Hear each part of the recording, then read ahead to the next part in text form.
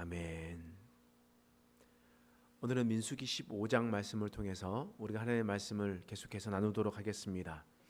이스라엘 백성들은 시내산을 떠나서 이제 가나안 땅 가까운 데 가게 되었습니다. 하나님께서는 지휘관을 뽑았습니다. 12지파에 한 사람씩 뽑아서 12명이 40일 동안 정탐하라고 오라고 하셨습니다. 하나님께서 정탐꾼을 보내신 이유가 무엇이겠습니까? 하나님께서 약속하신 땅을 보고 오라는 겁니다. 얼마나 좋은지, 얼마나 너희가 살기 괜찮은지 보고 오라는 것이었습니다. 그러나 그 땅을 정탐하고 돌아온 12명 중에 10명의 리더자들은 하나님께서 주시기로 약속하신 땅을 악평하기 시작했습니다.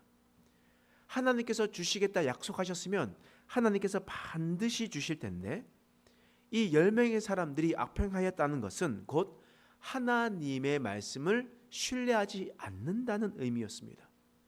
선하신 하나님, 선한 목자 되신 주님, 우리를 인도할 때 푸른 풀밭과 쉴만한 물가로 인도하실 그러한 하나님인 것을 신뢰하지 않고 있었던 겁니다.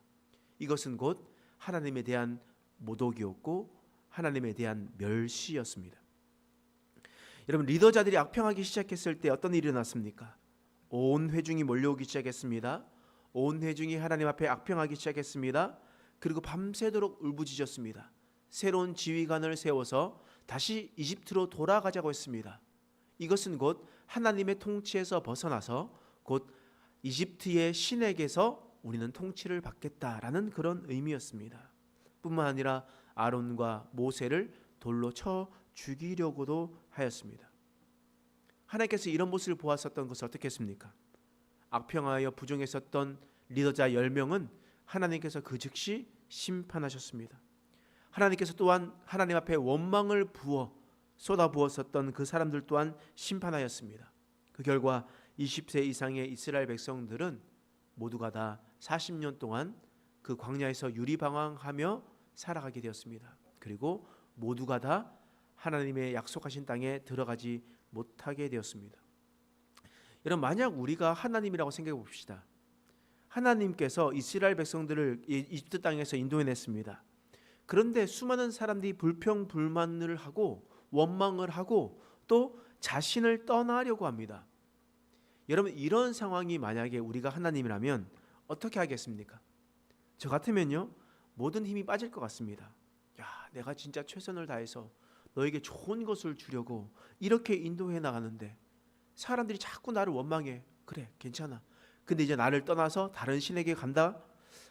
이거 정말 쉽지 않은 일인 것 같습니다. 이스라엘 백성에 대해서 실망하게 될 것 같아요. 그리고 포기하고 싶은 마음이 있을 것 같습니다. 그런데 하나님은 어떻습니까? 하나님은 그렇지 않았습니다. 하나님은 포기하지 않으셨습니다. 그 이스라엘 백성들에게 진노하고 징벌을 내리셨지만 그러나 하나님은 이스라엘 백성들을 포기하지 않으셨습니다. 여러분, 어떻게 할 수 있습니까? 오늘 말씀 1절과 2절 말씀에 보면 이 말씀이 기록되었습니다. 읽겠습니다. 시작. 여호와께서 모세에게 말씀하여 이르시되 이스라엘 자손에게 말하여 그들에게 이르라. 너희는 내가 주어 살게 할 땅에 들어가서. 지금 민수기 14장 말씀을 보면 이스라엘 백성들이 그렇게 원망하고 불평하고 이집트 땅으로 돌아가겠다 얘기하고 모세와 아론을 죽이겠다 이야기를 했음에도 불구하고 15장 첫 번째 말씀은 하나님께서 뭐라고 말씀하시냐면 내가 너희에게 주어 살게 할 땅에 들어가서. 이 말은 무엇이겠습니까? 바꿔 말하면 하나님께서 이스라엘 백성들을 가나안 땅으로 인도하시겠다라는 의미입니다. 다시 말하면 하나님은 이스라엘 백성들을 포기하지 않으셨다는 겁니다. 하나님께서는 이스라엘의 남은 자들이 약속하신 땅에 들어갈 수 있도록 하나님은 인도하시겠다 약속하실 겁니다. 사실 이스라엘 백성들이 하는 행동들을 찬찬히 생각해 보면 충분히 몇 번이고 포기하고 싶을 만한데 하나님은 끝까지 포기하지 않으셨습니다. 아무리 이스라엘 백성들이 악한 일을 하더라도 하나님은 그들을 징계하시고 채찍질하셔서 그리고 그들을 그 땅으로 다시 인도하신다고 말씀하셨다는 겁니다. 여러분, 왜 하나님께서 포기하지 않으실까요? 여러분 이틀 전에 다니엘 기도회 때 경기도지사 전 도지사 남경필 집사님이 나와서 간증을 하였습니다. 남경필 집사님의 아들은 마약 중독자였다라고 우리 들었습니다. 지금도 수감되어서 마약을 치료를 받고 있습니다. 유학을 보냈더니 그곳에서 마약을 접하게 되었고 돌아와서도 계속해서 끊임없이 마약을 하였습니다. 여러 가지 방법들을 동원하였지만 끊어낼 수가 없었습니다. 그래서 스스로 아들의 죄를 끊어내기 위해서 스스로 신고하고 구속당하게 하였습니다. 다시 말해서 아버지로서 아들의 건강과 아들의 심신을 위해서 마약을 끊기 위해서 채찍질하고 징계를 하였다라는 겁니다. 그런데 남경필 집사님이 했던 말이 저는 생각이 납니다. 아들한테 뭐라고 얘기했냐면, 아들아, 나는 너를 절대 포기하지 않는다. 아들아, 내가 너를 절대 포기하지 않는다. 여러분, 여러분들의 자식이 그러면 포기하겠습니까? 여러분들의 자식이 힘들고 마음적으로 그리고 몸으로 힘들면 여러분은 자식을 포기할 수 있습니까? 절대 포기하지 못하잖아요. 부모가 되어서 어떻게 자식을 포기할 수 있겠습니까? 자식이 잘못된 길을 가고 있는데 어떻게 손을 놓을 수가 있겠습니까? 여러분, 인간의 아버지도 그렇게 포기하지 않으시는데 하물며 하나님이겠습니까? 하나님은 이스라엘 백성들을 절대 포기하지 않으셨습니다. 그리고 그들을 끝까지 책임져 주신다고 하나님께서 말씀하셨습니다. 그리고 하나님께서는 그 약속을 선포하셨습니다. 내가 너에게 약속한 땅에 너희는 들어가게 할 것이다. 하나님께서 말씀해 주셨습니다. 이것이 하나님의 사랑입니다. 포기하지 않는, 우리에게 좋은 것을 주시는 하나님의 사랑입니다. 그런데 반면에 이스라엘 백성들의 입장에서는 어떻겠습니까? 지금 아버지 앞에 하나님께 너무 큰 죄를 지었습니다. 너무 큰 죄를 지어서 얼굴을 들 수가 없어요. 너무나 난감합니다. 그래서 얼굴을 어떻게 다시 봅니까? 이스라엘 백성들은 도대체 이제 어떻게 다시 시작해야 될지 모르는 상황에 놓여 있는 겁니다. 그게 바로 15장에 나타나 있는 본문의 배경이에요. 그러면 오늘 이때 하나님께서 15장에 무엇을 말씀하십니까? 오늘 15장에 있는 말씀을 보면요, 다 하나님에 대한 어떻게 제사를 드리는지에 대해서 이야기를 하고 있는 겁니다. 여러분, 먼저 3절 말씀 읽어보겠습니다. 시작. 여호와께 화제나 번제나 서원을 갚는 제사나 낙헌제나 정한 절기제에 소나 양을 여호와께 향기롭게 드릴 때에. 지금 3절부터 쭉 나와 있는 말씀은, 자, 너희가 이렇게 제사를 드려라 라고 하나님께서 말씀하시는 겁니다. 우리가 또 잊어버릴 수 있으니까 복습 한 번만 하고 갈게요. 여러분, 제사 제도에서 죄를 지었을 때 드리는 제사가 무엇입니까? 그렇죠, 속죄제입니다. 그 속죄제를 드릴 때 불로 태워드려요. 그것이 무슨 제사입니까? 화제예요.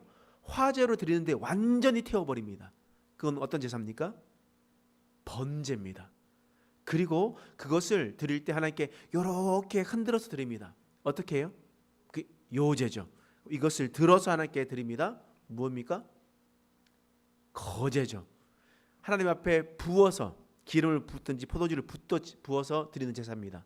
그 제사를 뭐라고 합니까? 전제죠. 이 제사, 전제, 이런 말씀을 쭉 지금 15장에서 계속해서 이야기를 하고 있는 거예요.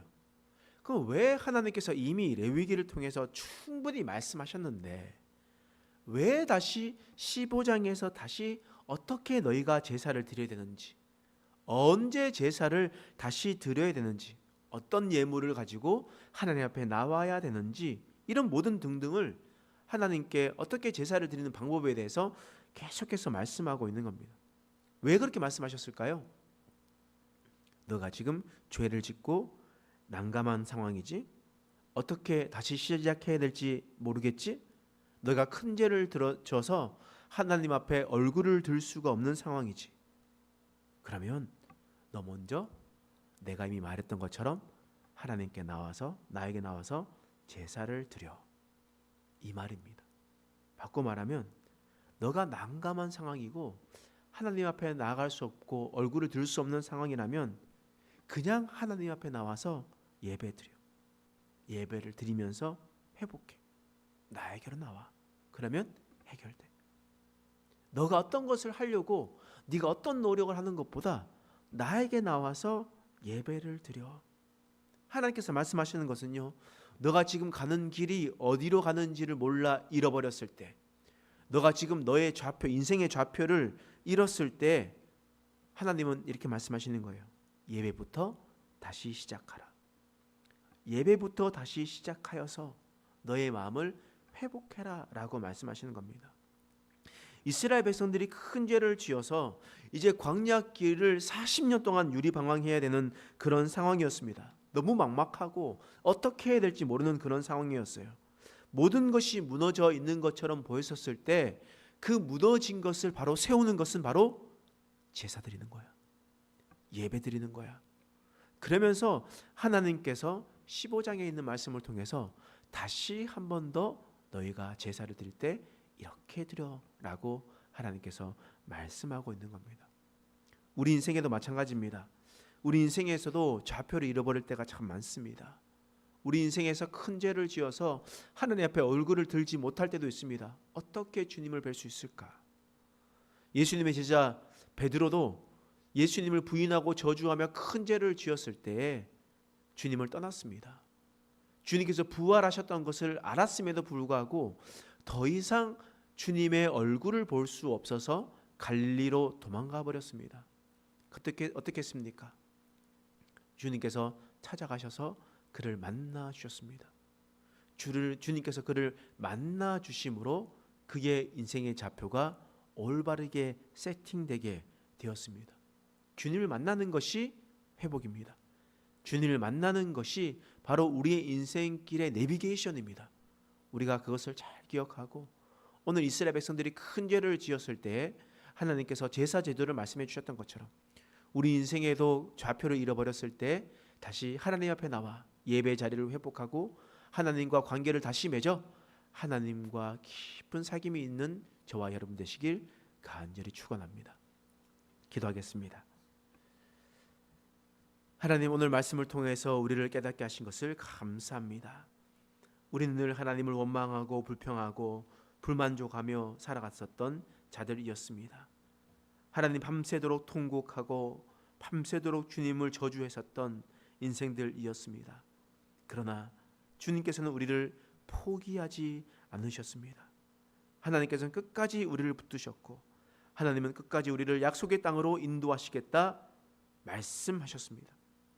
하나님, 우리가 그 사랑을 기억하며 살아가는 자가 되게 하여 주옵소서.